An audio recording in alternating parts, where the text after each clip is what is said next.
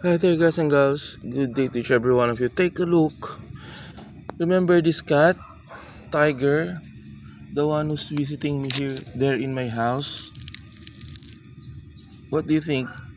Is he sleeping or not? He's already dead. Oh my gosh, some kind of a hard body now. What happened to you, Tiger? Huh? Yeah, this is really Tiger. I know. Oh my gosh, who did this to you? Why you got dead? Oh no.